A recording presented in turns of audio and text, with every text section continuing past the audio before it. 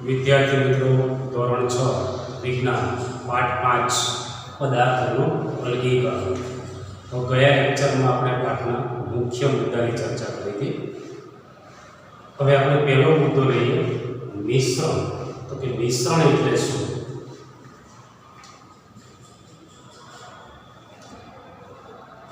तो मिश्रण ए बे करता वधारे पदार्थों बनेલું હોય છે।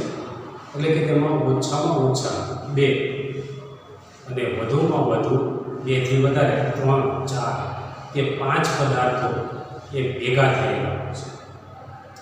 હવે તેમાંનો આ દરેક પદાર્થ એટલે કે દરેક ઘટક એ પોતાનો ગુણધર્મ જાળવી રાખે છે। તેમાં રહેલ એ ઘટક પદાર્થનું પ્રમાણ એ ચોક્કસ હોતું નથી, તો તેને મિશ્રણ કહેવાય છે। દાખલા તરીકે લીંબુનું શરબત તો કે તે મિશ્રણ કહેવાય, હવા તો કે તે મિશ્રણ કહેવાય, જમીન મિશ્રણ કહેવાય। હવે હવામાં જુદા જુદા વાયુઓ, એમાં ઓક્સિજન છે, નાઇટ્રોજન છે, ધૂળના રજકણો છે, પાણીની વરાળ છે, નિષ્ક્રિય વાયુઓ છે, કાર્બન ડાયોક્સાઇડ વાયુ છે, સલ્ફર ડાયોક્સાઇડ વાયુ છે, એ સિવાય અન્ય વાયુઓ પણ રહેલા છે। હવે હવામાં રહેલા જે વાયુઓ છે એનું પ્રમાણ ચોક્કસ નથી અને એ દરેક વાયુ એ પોતપોતાનો ગુણધર્મ જાળવી રાખે છે, એટલે હવા એ મિશ્રણ કહેવાય। તો મિશ્રણ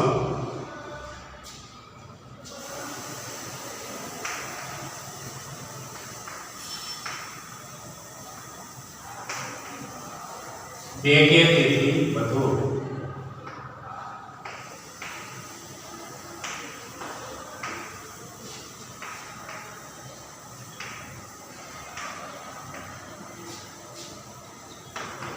વધુ પદાર્થનું બનેલ છે।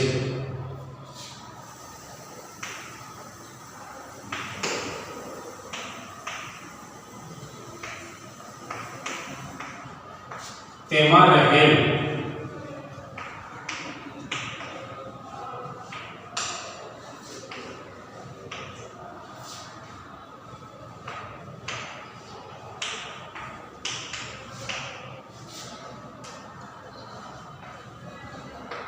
ઘટકનું પ્રમાણ ચોક્કસ હોતું નથી।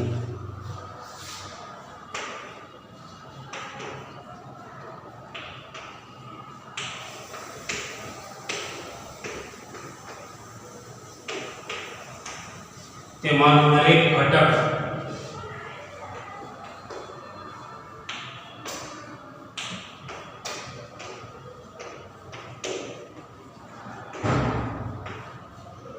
પોતાનો ગુણધર્મ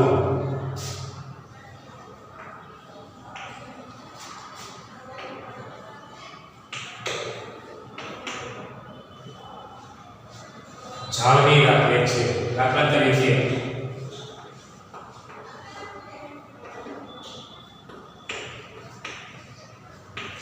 હવા, જમીન,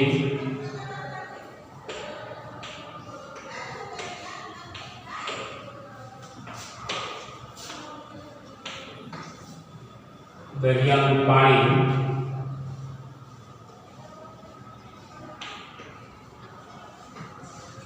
સલ્ફર વગેરે મિશ્રણ છે।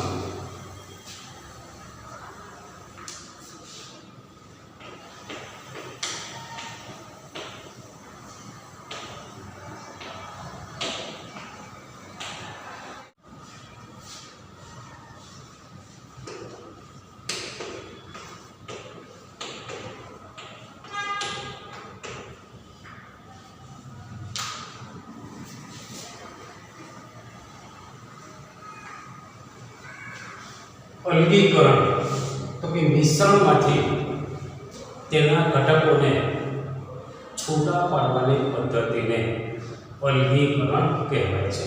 ફરીથી મિશ્રણમાંથી તેમાં રહેલા ઘટકોને અલગ પાડવાની પ્રક્રિયા, અલગ પાડવાની ક્રિયા અથવા પદ્ધતિને અલગીકરણ કહેવાય છે।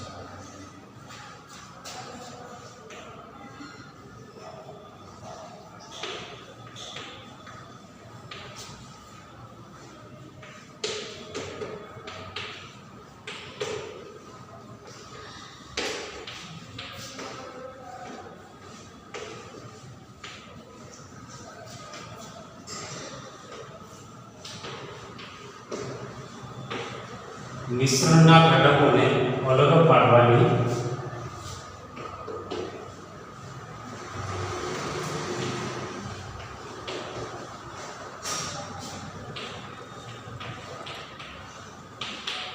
પદ્ધતિને અલગીકરણ કહેવાય છે.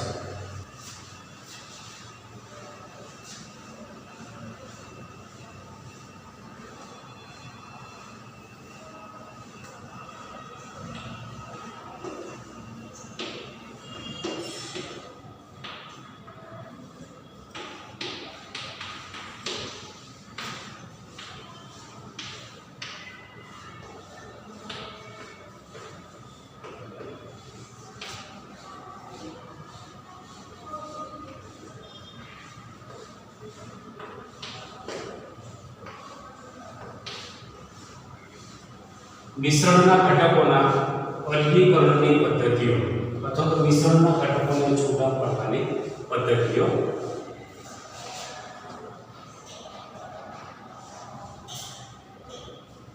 એમાં પહેલી પદ્ધતિ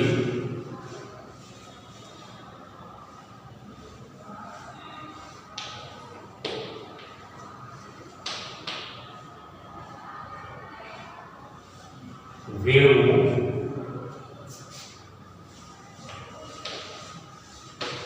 છણવું,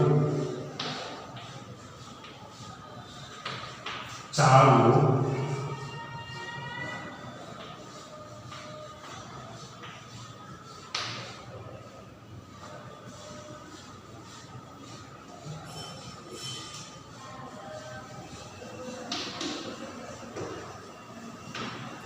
નિક્ષેપણ,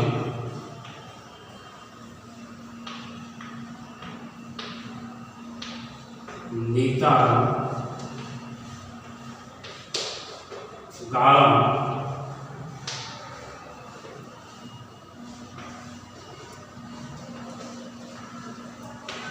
બાષ્પીભવન,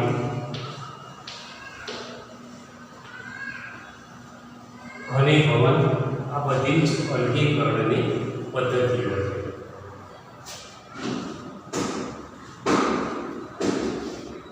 મિશ્રણના ઘટકોને શા માટે છૂટા પાડવામાં આવે છે? તો મિશ્રણના ઘટકોને છૂટા પાડવા માટેના કેટલાક કારણો. એક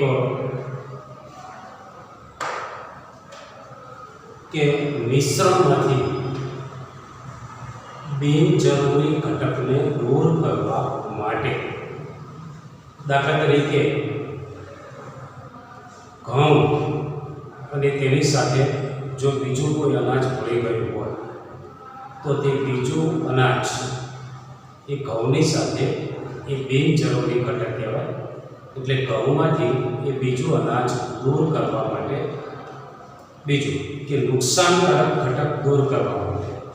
દાખલા તરીકે ઘઉંમાં કાકરા હોય તો કાકરા એ નુકસાનકારક ઘટક છે, તો તે નુકસાનકારક ઘટકને દૂર કરવા માટે.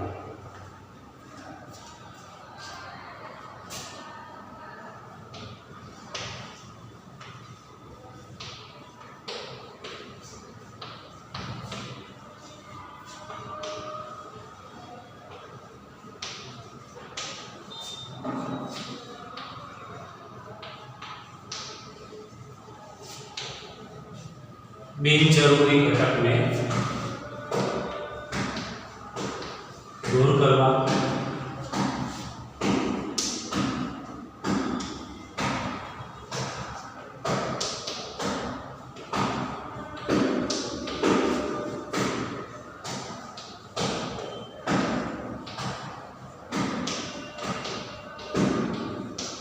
મિશ્રણમાંથી નુકસાનકારક ઘટક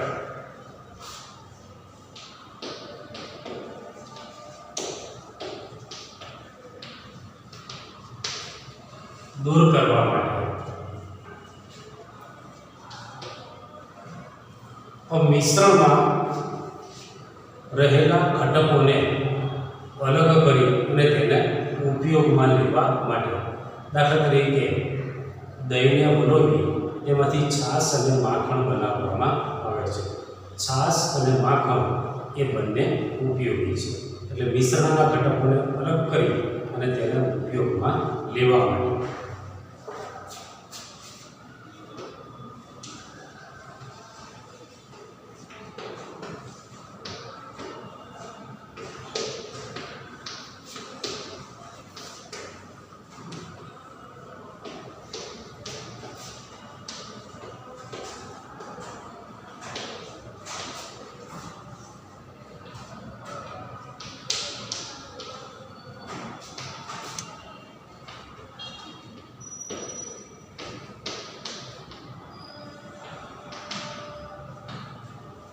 દાખલા તરીકે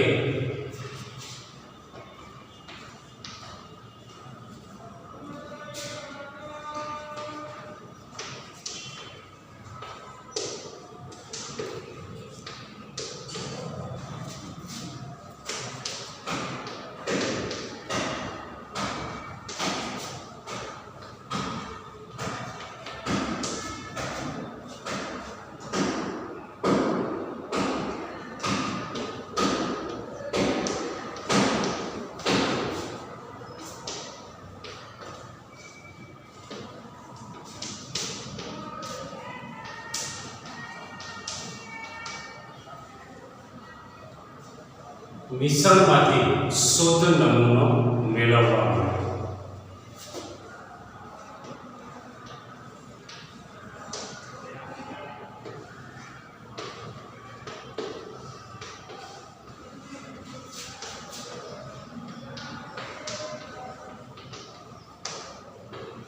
મિશ્રણમાંથી શુદ્ધ ઘટક મેળવવા માટે દાખલા તરીકે રાઈ તલ તેને પાણી વડે ધોવાથી તેમાં અશુદ્ધિઓ દૂર થાય છે અને રાઈ અને તલને જે શુદ્ધ સ્વરૂપે મેળવી શકાય છે.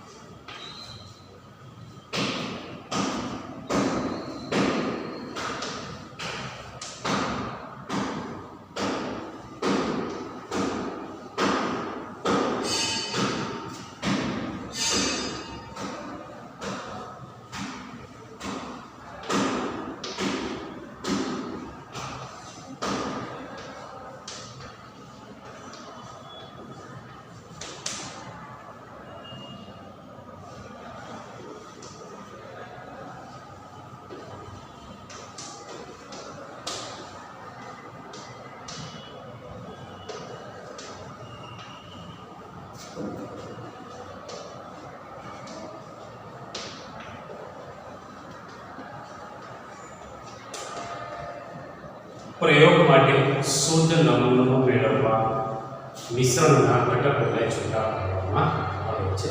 મુદ્દાની ફરીથી ચર્ચા કરીએ કે મિશ્રણના ઘટકોને શા માટે છૂટા પાડવામાં આવે છે.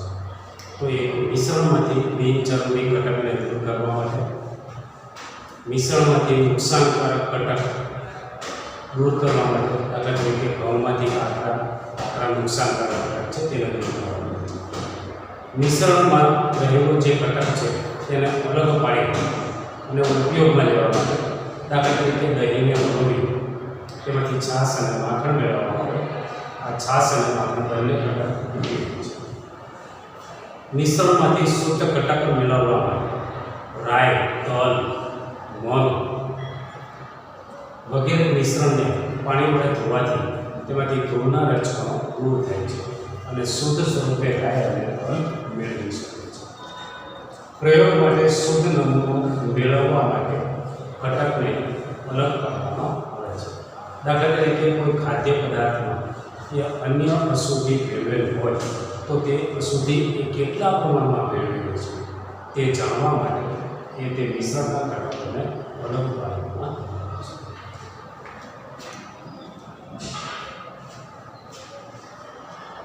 અનાજને સાફ કરવા માટે કઈ પદ્ધતિનો ઉપયોગ થાય છે?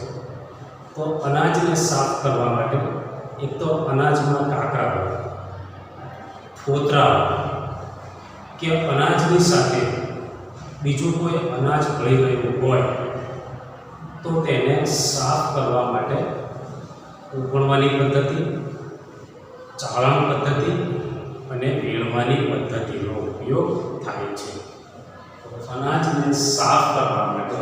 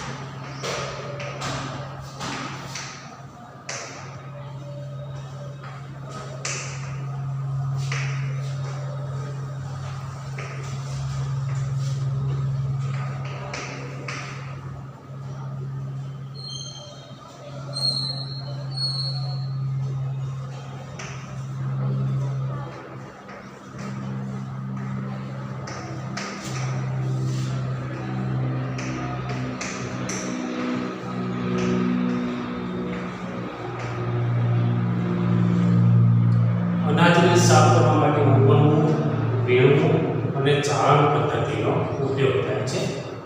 ઉપણવું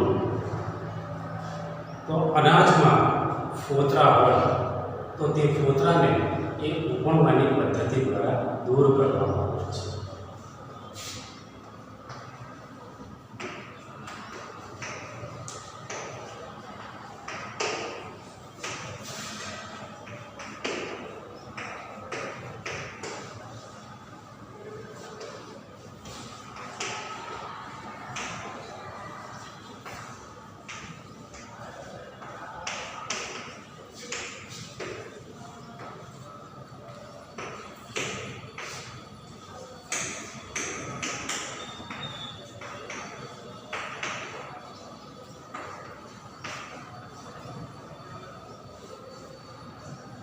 અનાજમાં જો બીજું કોઈ અનાજ મળી ગયું હોય અથવા તો શાકભાજીમાંથી સડેલા શાકભાજી તેને એ વીણીને દૂર કરવામાં આવે છે.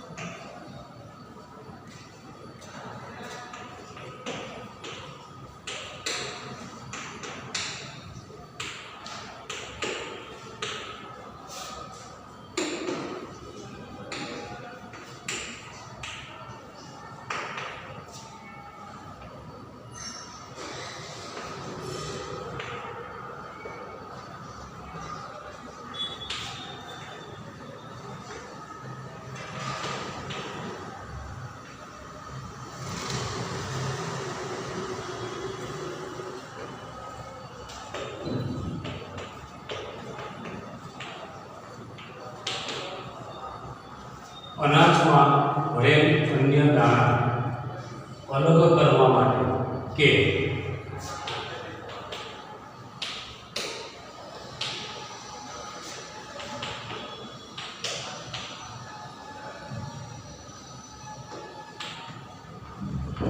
રેતીમાંથી કાકરા દૂર કરવા માટે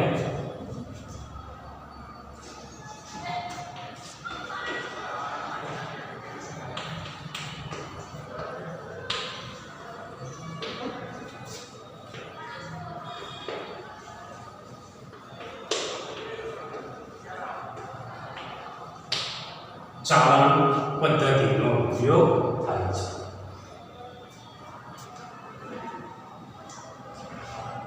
વીણવાની પદ્ધતિ. મિશ્રણમાં રહેલા ઘટકો ઘન સ્વરૂપે હોય, નરી આંખે જોઈ શકાય તેવા હોય અને હાથ વડે પકડી શકાય તેવા હોય ત્યારે તે ઘટકોને હાથ વડે પકડી અને દૂર કરવાની પદ્ધતિને એ વીણવું કહેવાય છે. દાખલા તરીકે અનાજમાં રહેલા કાંકરા, એ કાંકરાને હાથ વડે આપણે પકડી શકીએ છીએ તો તેને હાથ વડે પકડી અને દૂર કરવું તેને વીણવું કહેવાય છે. તેવી જ રીતે શાકભાજીમાંથી સડેલા શાકભાજી એ વીણવાની પદ્ધતિ દ્વારા દૂર કરવામાં આવે છે.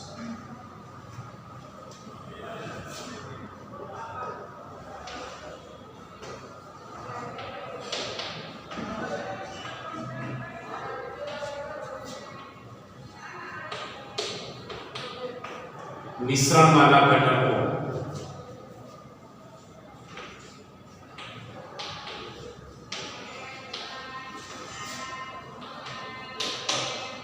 ઘન સ્વરૂપે હોય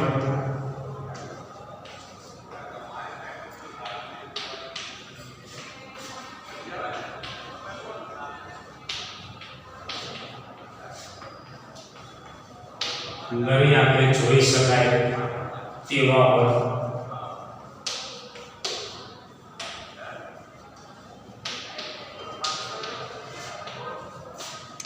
અને હાથ વડે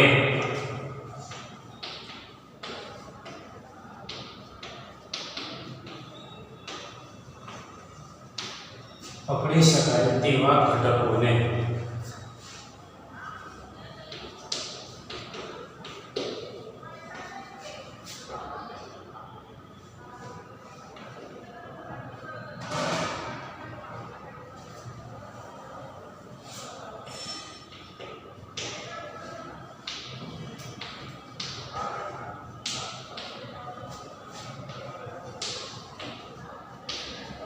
હાથ વડે પકડીને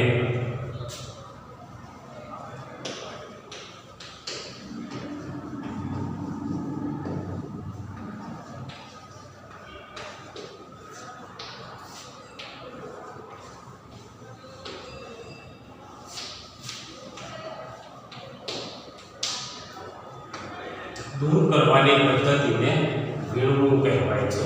દાખલા તરીકે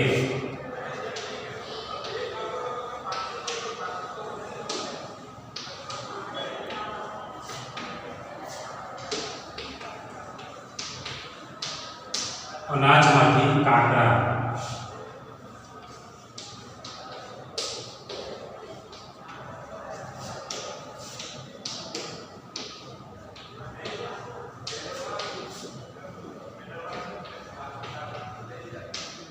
હાથ વડે વીણીને દૂર કરવામાં આવે છે.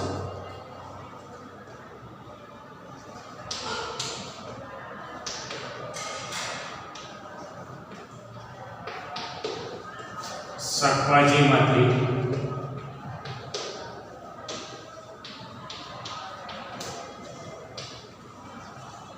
બગડેલી શાકભાજી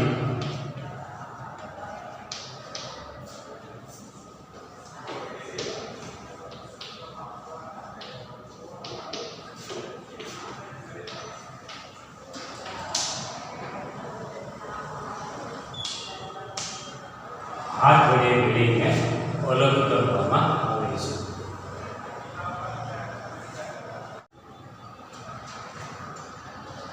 વિદ્યાર્થી મિત્રો, આ લેક્ચરમાં આપણે અહીં સુધી રાખીએ.